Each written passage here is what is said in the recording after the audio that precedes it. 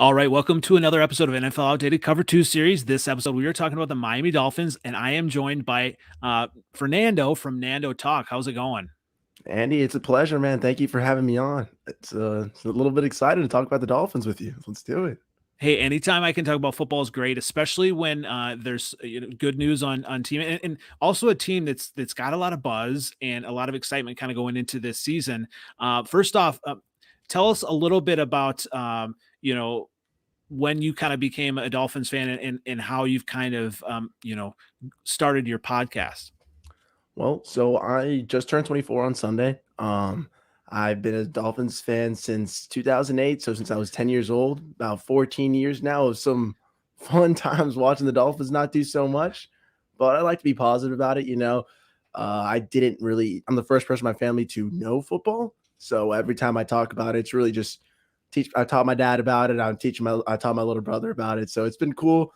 Can't be too negative or, I'm going to turn them away from it. So it's been nice getting that positive spin. I guess that's where it started. And I just keep it up. The Dolphins are finally turning the corner, hopefully. So it's been nice to weather through the storm and hopefully get through some more positive times.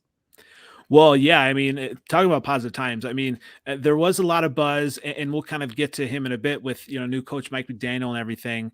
A lot of buzz kind of going to the season with him, but then with the blockbuster trade. So I want to talk a little bit about your thoughts of adding a cheetah to the Dolphin exhibit, adding Tyreek Hill. What were your thoughts? We do got the zoo down there. We've got the penguin with Waddle, and we're pairing him up with the cheetah, and I love that. Tyreek Hill, that blazing speed. It's just been, you got to see what he did in Kansas. He made Alex Smith look explosive there. So, I think that really ties away all the talk of, oh, Mahomes made him. Hey, he was balling there with Alex Smith. He did well. You could even look at, the fact that he just opens it up for everyone else. I think he's going to help Waddle and Gesicki do big things. When Tyreek Hill got drafted, in 2016, I think, I know that Travis Kelce's numbers bumped up from 800 yards to 1,100 yards. That was awesome to see. So I'm really hoping that Gesicki takes another step, with safeties having a little respect Tyreek Hill more. They won't be able to keep that focus on Gesicki and on Waddle. Mecole Hardman and Pringle were looking nice in Kansas. Waddle's miles talented ahead of them. And it'll be nice to see that guy who already had 100 yards, who already had 100 catches on the season. He's going to have another 1,000-yard season, in my opinion. And it just adds more stuff for McDaniel to play with. I love it. Love it. Yeah, that's a sneaky good kind of take and catch there with Gesicki. I mean, he's got talent right there, and then adding this in that nugget about how he helped Travis Kelce. I mean, that's a really kind of interesting nugget there. Yeah, it's obviously there's more context to it. It's Mhm. not to say that Gesicki is a Travis Kelce level player, but I think Mac McDaniel will maximize his potential to maybe replicate seasons like that. John Embry's a great tight end coach. I think little stuff like that will help Gesicki blossom, and Tyreek Hill certainly helps, man. Like the tension he commands, that just doesn't show up on the stat sheet. Mhm. And because it's not like we're just talking about random talentless players, like these are guys who are already promising, and you add a player like Hill like that on top, it's beautiful. Yeah, that's an interesting point too when you talk about the tight ends because I'm actually a Bears fan, but I do live in Wisconsin, There we and so I go. hear it all about the Packers all the time. And Aaron Rodgers has himself has made a few tight ends some money, or kind of made him into something. I feel like he kind of made Robert Tanyan into something, Oh yeah. and when with the addition with Tyreek Hill to the offense, I mean, yes, Gesicki is he's talented, but that could even really bump up his numbers. I really love that take. Thank you. It's fun. It was a little touch and go whether we were going to keep him or not, but I think Mhm. the fact that we retained him, it really shows the confidence that the staff has in him, and I'm excited for it. Frank Smith, we also brought him in from the Chargers. He helped Darren Waller ball out in Oakland. Was really good offensive coordinator for the Chargers. I'm happy to see him here. Between him and Embry, who helped Kittle, that's huge for Gesicki. Absolutely. And one of the major parts to it though is the quarterback position. And so where are you at with Tua? I mean, are you on the Tua bandwagon? Are you kind of still needing, some convincing, or are you just kind of like, this is it? If he doesn't do it this year, he's out. So I'm a bit of a younger Dolphins fan, so for me, one of the big quarterbacks that I'll always remember seeing is my buddy Ryan Tannehill. Ooh, wrong finger. Hmm. Ryan Tannehill, Yeah. I got his rookie year jersey. I was very, very positive during the Tannehill years, and I was excited when we got to him. I've seen bad QBs for the Dolphins. I've seen the Cutlers. I got to see Jacoby Brissett last year. I'll take it there. Hmm. The Hmm. difference. I'm a season ticket holder, so I got to Hmm. see the very big difference between a Tua led offense and a Brissett led offense. Um, say what you will about Tua, but at the end of the day, he is an NFL starting quarterback, and I guess my position on him is I believe in Tua. I'm not Tua stan. I'm not Tua on. I'm not an anti Tua guy. I'm a kid who believes in his quarterback, who believes that he's 23, turning 24, entering year three with the best offensive line he's had in his entire career. We had the 32nd ranked offensive line last year, and we added a Pro Bowler, All Pro talent in Tron Armstead, improved the guard at Connor Williams. Will keep growing the offensive line. And then, you added in weapons like Tyreek Hill, Edric Wilson. You finally are supporting him. It's the best cast he's had. I just think it's way too early to give up on Tua. The best part about this is I'm not blind to the fact that we're also set up beautifully in the future that if Tua doesn't succeed this year, the window doesn't immediately snap shut. We're not all our chips are in with Tua. We can always rebuild and reload in 2023. That's not what I want. I want and I believe that Tua will win. I was actually debating this today whether I should buy a little Tua throwback jersey in white or in aqua because that's just a T-shirt. Yeah. But I think I'm ready to take that next leap with Tua. I liked what I saw in person. I liked the way he works, the way he grinds, and I always remember that little Alabama play. That little Hmm. first time of Tua just throwing a touchdown. Still Devontae resonate with me. Smith. I Yep. want to see him do it in the NFL. Yeah, so that's the question then. The knock on him is just that he doesn't have the arm strength. I mean, is that just kind of a false narrative, or what? Is there anything to that? Or So I'm not saying that Tua has the arm of a Justin Herbert or a Josh Allen, guys he gets compared to because of the same division and then same draft class, you know. But it's not like he has a terrible arm. He does have that play where you talk about where Tua had like I think 69 or 70 air yards. He had great deep ball percentage completions. Granted, he also while he led in percentage, also was bottom in attempts. Hmm. So it's a little bit skewed numbers, but I think that McDaniel again will just place him in better chances to succeed. He didn't have a guy like Tyreek Hill before. He didn't have maybe Gasecki on one-on-one coverage. He didn't have the time. Also, that offensive line is huge, and I just don't think you can fairly say, "Oh, this kid has a pitter patter arm. It's weak. It's got no sauce." It's maybe not the strongest arm. It's not a cannon, but I definitely think he's got some zip and he can throw the ball deep. It's just about the play calling, I think. Yeah, absolutely. And as a Bears fan, I saw that with Nagy and Fields. Ooh, that must be And tough. right, absolutely. And it wasn't all that tough because I didn't expect much out of year Right. one. And the way it happened is now we have a new coach, and we'll kind of see how it goes. And it's interesting how I believe Fields' quarterback coach talked about him being very upset about, especially the play calling and everything, the plan for his first game. And so the coaching really matters. So I guess my question is, how are you feeling about Mike McDaniel? He really is a rock star, isn't he? Rockstar, man. And today was really nice, that he had like the Dolphins players got to talk to the media again. It was great to hear Xavier Howard say, "Hey, it's a new leaf. No more Brian Flores." Like that was all Brian Flores. Like we're all in on McDaniel. We like the guy. More quiet guys like Ogba saying, like, "Hey, like I'm behind Mike McDaniel for our veterans, for our leaders to support him." I love that. The fact that we got veteran coaches too, like he brought in Wes Welker and John Emery. They Mm, said, "Hey, we're going to take same pay, lateral positions, no promotion. We're gonna follow you because we like you. You know, the fact that he brought in Sam Madison from Kansas, that he brought Pat Surtain from American Heritage. I actually went to American Heritage, so I always like that. Nice. That was Yeah. awesome seeing him go from straight from high school head coach to Dolphins DB coach. Like it's nice getting to see those Dolphins legends and hearing them talk on like interviews and podcasts saying like, hey, we're behind this guy. We loved playing for Miami and we're excited to lead Miami with this new coach to a new era and teach this new generation of Dolphins what it's like to be a Dolphin. He gets support from players like Debo and he gets support from my legends. Like, I love that, like if everybody's behind him, I haven't heard of a coach who, yes, there's hype, but who also gets all that support from all those angles. That's amazing to me. Yeah, and we were talking about him for weeks and months probably on our NFC North podcast when we were talking about coaches because as a Bears fan and our Vikings guy, uneducated takes, he wanted Mike McDaniel. He just Yeah, that man. quirkiness. And he's not really like any other coach. He just kind of does his own thing, doesn't he? Yeah, it's he's got that different personality with him.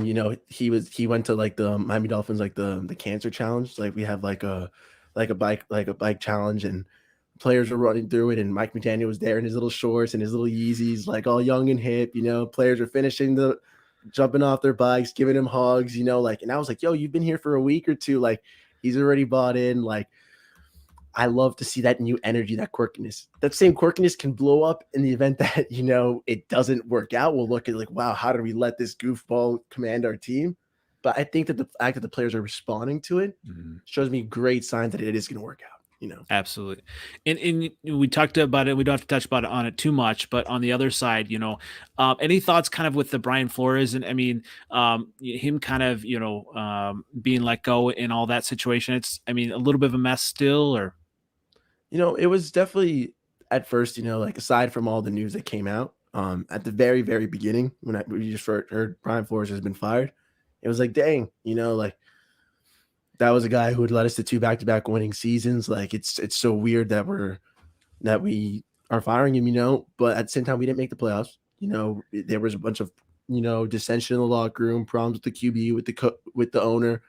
Then all that news came out, and I'll let an NFL investigation handle that. But I'm liking what I see from McDaniel. And the players seem to be responding to that more than I saw them respond to that in the Flores era. So just off that, I'm already happier with it.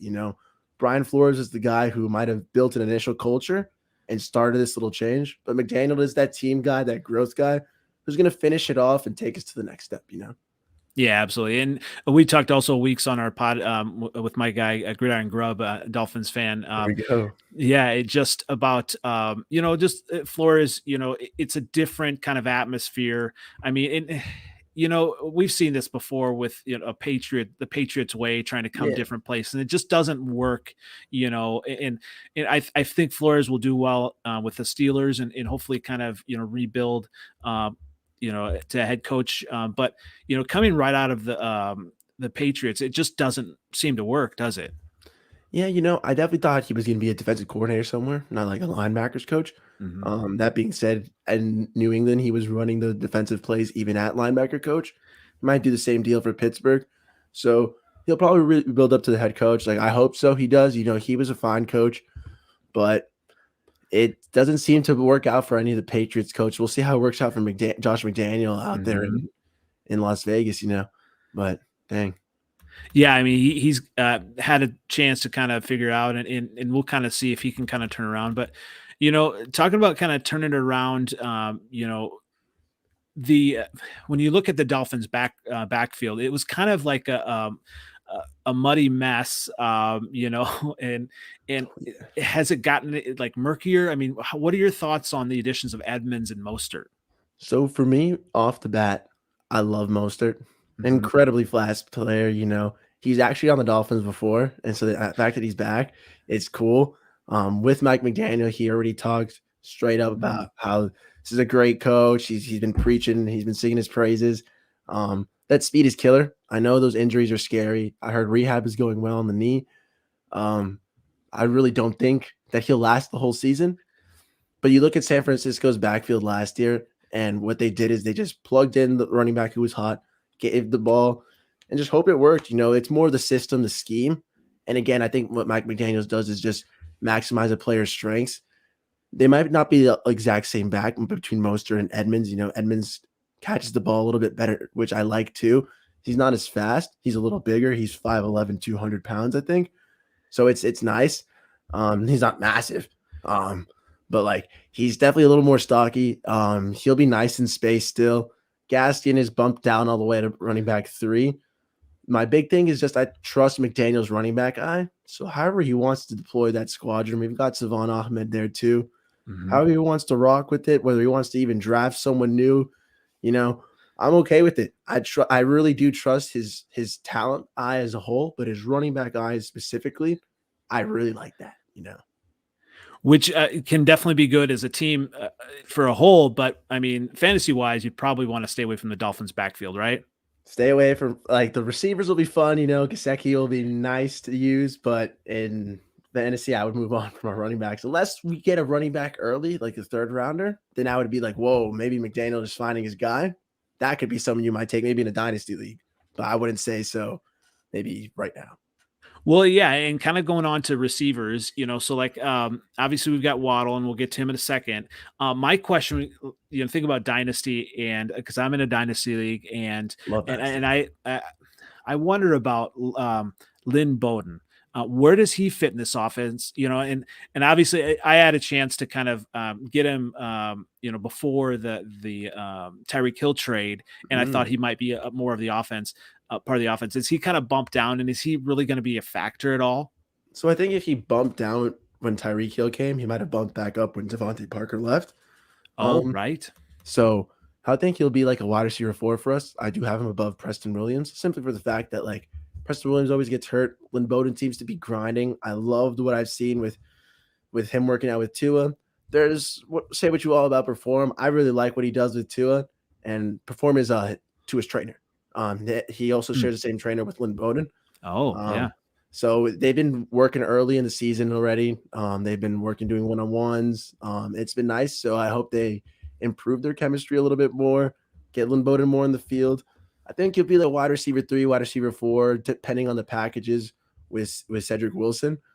If he performs well early on, though, I think Mike McDaniel wouldn't be shy to say, hey, Bowden, you've earned it. If Wes Welker says, hey, this kid's killing it, especially putting him in the slot, it could be nice to see. He's athletic. He's talented, He transitioned from QB to receiver, so he's still learning the nuances of the game, Mhm. So I like to see him grow more and more. In Dynasty, I think that's a great guy to hold on to because there's no guarantee that Cedric Wilson will fit in Miami. So if Lynn Bowden even gets that wide receiver 3 job this year, that's a nice spot to be in. Absolutely. And speaking of, I mean, really, when you talk about this offense, it really is a nice spot to be in. I mean, what are your expectations with Jalen Waddle in 2022 and this new offense? Is his role going to be kind of more like a Debo Samuel type role, or what are you kind of expecting? So I think that was the big question. So I just got a Jalen Waddle jersey for my birthday. I'm super excited about him. I was there's like a little bars in South Florida called Twin Peaks, kind of like a Hooters almost. Oh, yeah. So I met him actually there. A couple weeks back, I was watching a Real Madrid PSG game, and my little brother pointed out that's Jalen Waddle, and so I was like, no way! Like he was just after he got the haircut. I took a picture with him. He is gonna ball. Like I just talked to him. He was so humble, but he still spoke with power. You could just tell that this kid is an athlete, and I think he's going to do big things. I was excited before we got with Tyreek Hill. I think like we were talking about before, now with Tyreek, he's going to ball out even more. He's going to go from facing cornerback 1s to cornerback 2s, no extra safety help, even though he's extremely fast. Gesicki will help him as well, even stuff in the red zone. Like he's not just a deep burner. Like I know at Bama, he was averaging 40 yards a catch, but here he had 100 plus catches, a lot of them were close. He became more of a little bit of a possession receiver. I think he continues to develop. Before Tyreek, he would have been asked to be a Debo guy, which might have hurt his value, I think, actually. A little bit too much usage. But you get Tyreek to do all those reversals, all that out of the running back stuff, especially because Tyreek is like Debo, who used to be a running back. You let Waddle handle more as the receiving stuff. And you get to see kind of like how when Debo moved more to the backfield, how Brandon Ayuk started to take off. Mm. You'll see Jalen Waddle start to explode more and more. And I think he's way more talented than Ayuk. So it'll be fun to see him grow with Tua because their chemistry, they walked into training camp together. Well, not training camp. They walked into into Dolphins training facility day one yesterday. It's been fun to see them. I'm really excited for him year two, man. Well, yeah, speaking of that, I mean, this has to be probably the most excited, I mean, we're not even at the draft yet, and I'm sure you're pretty pumped already for the season. So, I mean, this has to be kind of the highest expectations that you've probably seen as a Dolphins fan, right? 100%. You can argue that last year entering, we all thought we were all hyped up, thought that hey, we were a game away from the playoffs, like we're gonna go in. So it's kind of brutal to go down that losing stretch, but to come out the other side with the new coach, with Tyreek Hill, with finally the best offensive line I've ever seen as a Miami Dolphin fan. Which that to me, I think is the most impressive thing. I've been hearing let's fix the O line for the last 14, 15 years. We might have finally done it, at least on the left side. So I think the expectation is playoffs, man. I really think that I would love to see us contending at playoffs and a win. I would love to see us in the divisional round. Hey, I've seen people saying we're going to go to the AFC Championship. I doubt that, But if we can put a fight in the divisional round, I'd be happy. We get through our wild card. We in our divisional round. We put up a battle. We show that hey, our offense is nice. Our defense is great, maybe elite. It'd be a really big statement, and I think it would not only help the Dolphins' credibility as a team, but also just really help our fans. Our fan base really needs the W. It'd be nice to see just a little bit more unity. Just say it like, hey, we've got a QB, we've got a coach, we've got a defense. We can just keep building, and hopefully Super Bowl in a couple of years. Yeah, it's so interesting because that AFC is just stacked, and Oh, you kind of like in the past it's been, I think you're right. I mean, you have to come and get experience before you can kind of move on to the Super Bowl. And and obviously with Joe Burrow and the Bengals, they kind of smashed that. They just said nope, we're going to go to the Super Bowl, and they were, I mean, close to winning that thing. And when you look at it, I mean, obviously you have stars in the AFC, but defensively, I mean, they match up well, especially with Xavier Howard. I mean, talk about some of the stars that are going to need to step up, and then maybe Xavier Howard's contract as well. Yeah, Xavier Howard, it was nice getting to sign him, and I got the Xavier Howard jersey at the start of the season. I hadn't bought one since the Tannehill. And then as soon as I bought it, there was talks about him maybe getting traded, about him being unhappy. So we wrote it out at the end of the season. We re-signed him, and I think Xavier Howard is easily top 3 corner, maybe even the best cornerback in the league. He can do it all: man coverage, zone coverage. He's amazing in the run game. I think he had 2 or 3 forced fumbles last year. He had 5 or 6 picks. He's sticky. He does it all, man. He's locked down, and I love him. I think he is the heartbeat of our team, and especially for our defense. He knows when to make the good plays, and it's just a game changer when your cornerback can take stuff to the house as well and be locked down in coverage. Trevon Diggs, he got those picks, but he let up 1,100 yards, as well. So, you don't get that with Xavier Howard. You get locked down. Mm-hmm.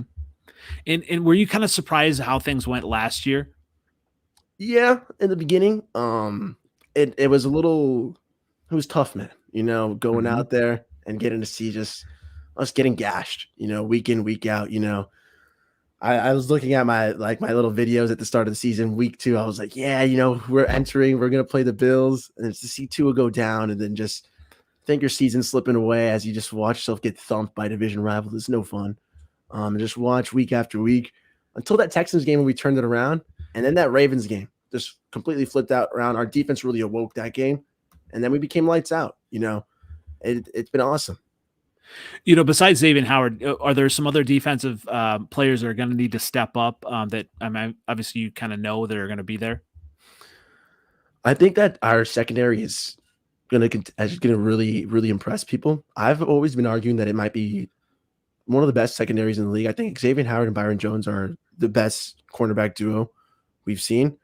Byron Jones could probably be a cornerback one on almost every other team in the league that doesn't have a top 5 right now. He can guard tight ends. He can guard big receivers. But our safeties, man, that's what I'm most excited for. Javon Holland, young Ocho, number 8, that man is the snowman, and he has been lights out. He was the 4th rated safety as a rookie, and that's such a hard position to start off, coming out of the second round. He was a nice pick for us from out of Oregon, and I just loved what I saw year 1. Year 2 is going to be crazy for him. Because Brandon Jones had a great year too. He's our strong safety. He was a 3rd or 4th round pick, I think. I think 4th round, in the Tua class. So now for entering year 3, I've got big expectations for him. He's number 29, and I'm excited. I'm pumped for him because, like I said, man, Sam Madison and Patrick Surtain are just going to really coach up that secondary as a whole. So I think those safeties will really complement Xavier Howard and Byron Jones. We re-signed our slot corner, Nick Needham, to a 2nd-round tender. So it's been nice to just see us retain that secondary and watch them continue to develop. We've really invested in that, and I love that to be our strength of our defense. Jalen Phillips, great rookie. He had 8.5 sacks, 10.5 sacks last year. I think he's going to have 12 this year, hopefully plus. Keep going on and keep improving. If our pass rush in our secondary stays and improves, lights out for the Dolphins, honestly. Yeah, I mean, you obviously said the strength is the secondary, and then really in that division in the AFC, you really need that. I believe, don't you? Oh yeah, especially. I mean, like I say all this stuff, and then the Buffalo Bills still, like I said, they've destroyed us, especially through the air. Like it took a lot of plays to do it. I think Josh Allen threw like 280 yards on like 25 for 49 or something like that. It took a lot of throws, but he still did it. He still threw for multiple touchdowns. It still opened up with his legs. That's what really needs to improve for the Dolphins. We're good in coverage. We need to improve our tackling, especially in open space. Jerome Baker's a nice linebacker, but the rest of the guys are more just pass rushing guys. They're not so much open space tacklers. So that'd be an area that the Dolphins really need to improve in. Well, ways to improve as well are the draft, and I'm not really a big mock draft guy because you just really never know, after the first few picks. But are there some kind of needs and targets that you see, and maybe players that you would like to see the Dolphins pick? So I really think that the Dolphins' 2 biggest positions of need are definitely going to be the linebacker or center. I've heard us talk about receiver like Wandale Robinson would be fun, but we don't really need receiver. Running back could be cool. I think if we are going to get one, it's going to be early. Like I like James Cook or Kyron Williams, out of Georgia and Notre Dame, respectively. But if we don't get a 3rd round guy, I don't really see us getting a late round guy, having already brought in Edmonds and Mostert. So it leaves us with the centers and the linebackers. For center, I've heard Alex Lindstrom, Boston College. It'd be nice for him to fit up with Matt Applebaum, our new offensive line coach. He's talked about good things. They've both talked good things about each other. So it'd be nice to see them reunite. There's also that little aspect that, hey, maybe you can just plug in and play him and it'll be good to go. Donovan West out of Arizona State's another good center, and Cam Jurgens out of Nebraska. Those are guys that we can get in the 3rd, 4th round. I think we will go for a best player available. So it'll either be center or linebacker, hopefully. There's been talks of, Leo Chenal, it'll be nice to see who we get because 3rd, 4th round, you say mock drafts, everybody's popping up something different, Damon Clark, he hurt his spine. He'd be a guy who we might have gone and he'll slip, but I don't think we're in a position to get a guy who's going to compete in 2023. He's out for all of this year. So I don't know, man. I want an impact linebacker or center. In an ideal world for me, we either get Lindstrom at center and we somehow get like a Chad Moma who was a safety turned linebacker out of Wyoming. I love that. He's a guy who can tackle and cover, who will be really good for us. Or Channing Tindall from Georgia, very athletic. So that's someone who can buzz around sideline to sideline and hopefully make those tackles that we're missing. It'll be interesting to see who we go, like what angle we really go down. Like Daniel's not the offensive. He's the offensive guru. He's not the defensive guy. So I don't know. Yeah. And when you it's interesting, Mike McDaniel gets all the, everybody kind of knows him. And I don't know if you saw some of the pictures from the from the annual meeting, and they also, I was watching on NFL Network. They've got the coaches meeting, and everyone recognized the coaches, right? Mhm. And they also had the second picture of the GMs, and not really, many guys are very recognizable there. I mean, with the Dolphins GM, do you kind of trust? Him to kind of make these decisions, and are there some trends that maybe the GM tends to go with that kind of leads you to believe some of those players that you suggested targeting? So really, for Chris Greer, what he does is he likes to listen to his coach and he likes to support them with players that they want. Some people say it's not the best strategy. I myself like a GM who's going to say, "Hey, I'm not the coach. If you want to build and have an idea and a strategy for your team, I'll oblige and I'll help kind of try to match that, see what I can do." There's people who've been afraid of Greer's drafting strategy. He did get that 3 first-round picks, and he got Tua, Austin Jackson at a reach at 18th overall at tackle, who I think entering year 3, there's still some flash. Noah Benogany out of Auburn, a corner, who has not really done anything. And again, I'm hoping that Pat Surtain and Sam Madison could squeeze a little magic out of them, but I'm not really hoping anything. He'll be our cornerback 4 anyways, so he's more of a depth piece for me. But then you look at the draft classes after that, like he did get Jalen Phillips, like he got Javon Hall in the second round, like he got Jalen Waddle. That for me negates those classes like that. I think this class is one of the best rookie classes Dolphins have had in the last 10, 15 years. So to get positions of impact all in year 1 like that, I'm hoping that career gets more classes like that than like the little dreaded 2020 class. So I'm thinking that he supports O-line. That's why I really do think we're going to go center round 3 and just see kind of how we rock with linebacker and defensive needs. But he's really going to listen to McDaniel, I think, and the rest of the coaches around him and just pull and see what the biggest position of need is. Yeah, and we kind of talked a little bit about expectations, but let's talk a little bit more. I mean, this is before the draft. I mean, do you see the Dolphins winning the division this year? I mean, no. I'm a realist, man. Like Yeah. I'm a very positive. I'd be very, very pleasantly surprised. I'd be popping champagne if we won the division, Um, I think that'd be a home run. We would have knocked every expectation. We would have had fixed our offensive line. This means Tua would have at least matched like Josh Allen's year 3, year 4 production when they added Stephon Diggs. Mm-hmm. The Bills are the team to beat for us. I want to see us compete this year with them.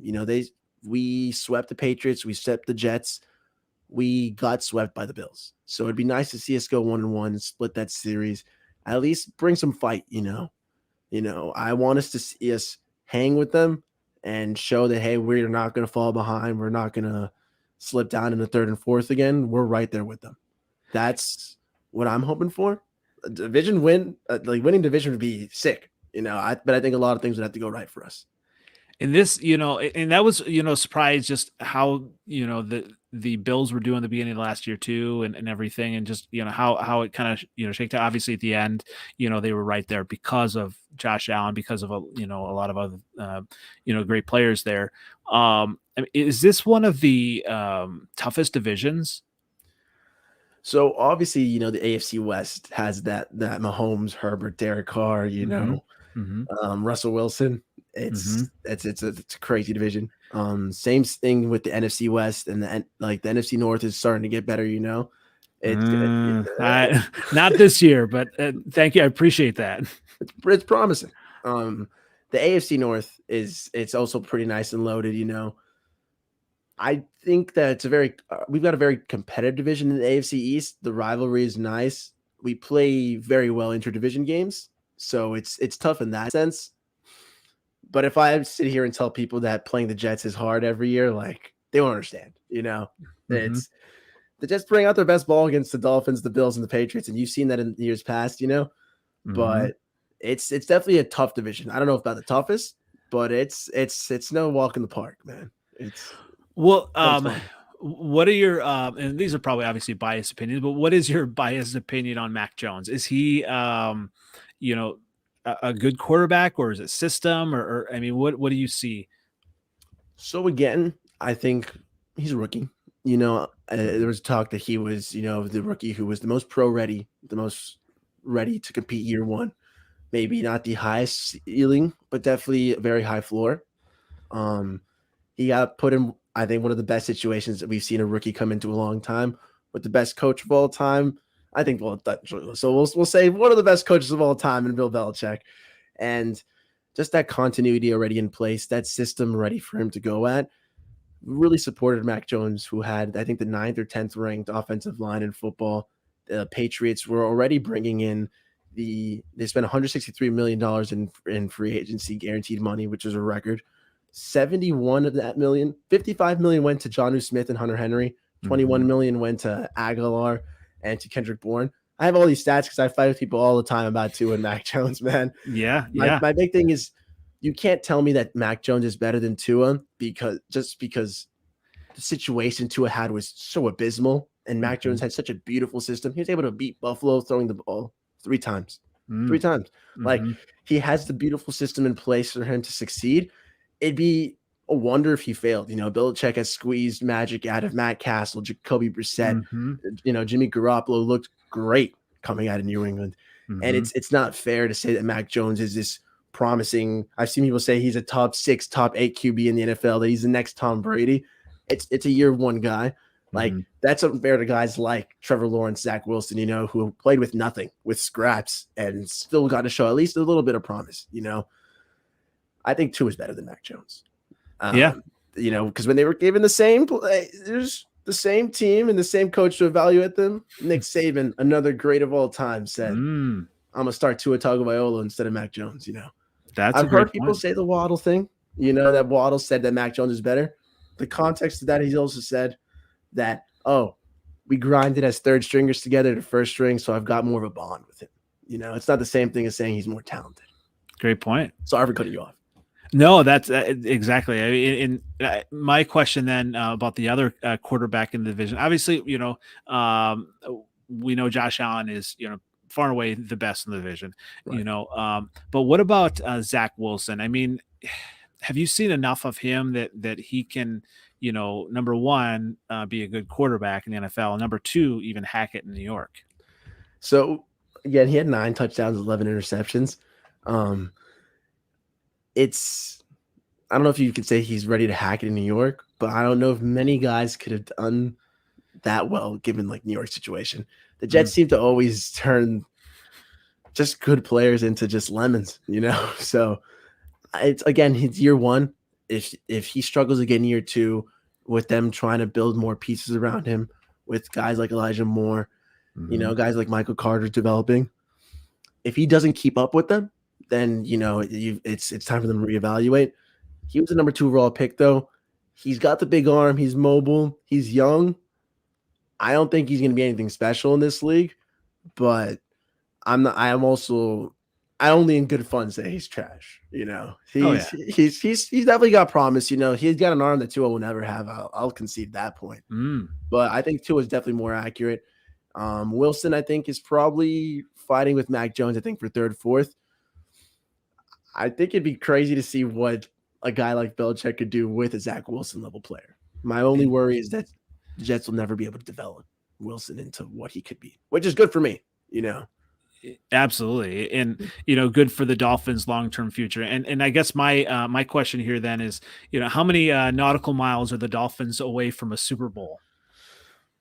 I don't know, man. Maybe this year, when I was like 12 years old, I said, 2022 is the 50-year anniversary of the perfect season. Wouldn't it be crazy Mm, if the Dolphins went undefeated, went on a Super Bowl run? I don't think we'll go undefeated, but a Super Bowl run does not seem as unlikely as it did last year. Uh, I think McDaniel probably by year 3. I think that'll be the year where if we're not contending, it'll be big problems. I'm hoping that mhm. by next year or the year after that, we're already right there contending. I'm hoping this year, but realistically, year 2 or year 3 of the McDaniel era will be the year that the Dolphins are in the Super Bowl, in my opinion. So in year 3, if they are in the Super Bowl, let's fast forward. Boom. What would you say was the key to that? Tua's development as in Mike McDaniel's system, the question isn't whether Tua will become a generational quarterback. It's whether he can be good enough to guide this team to the Super Bowl. We've seen guys like Jimmy Garoppolo go to the big game. It's predicated on a nice run game and nice defense, which Tua will have. I think if Mike McDaniel's proves his stuff as a coach and the team's defense stays hot and we do well, if our run game stays nice with that little rotating backfield and we get good quarterback play, I see no doubt that the Dolphins will be contending for Super Bowl, man.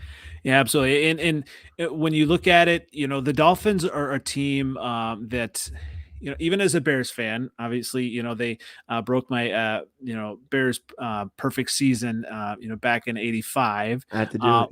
they had to do it, but the Dolphins are definitely a team that I've got a lot of friends that are fans of, and I would love to, see them do well. And when you kind of, look at, Super Bowl, and what would that mean? Going to the Super Bowl, what would that mean for the fan base? I think just going to the playoffs alone is gonna fix a lot of little winning heals all wounds. Not time. Winning. And going to the playoffs would do massive wonders for the Dolphins fan base to come together. Going to a Super Bowl, I think, would wipe away all that pain. We've got a lot of older fans who unfortunately have become jaded over the years, saying that, oh, I've seen this before. Miami has become promising and it's never amounted to anything. I've seen fans my age who say, I've never seen the Dolphins be good. Why are we going to ever be good?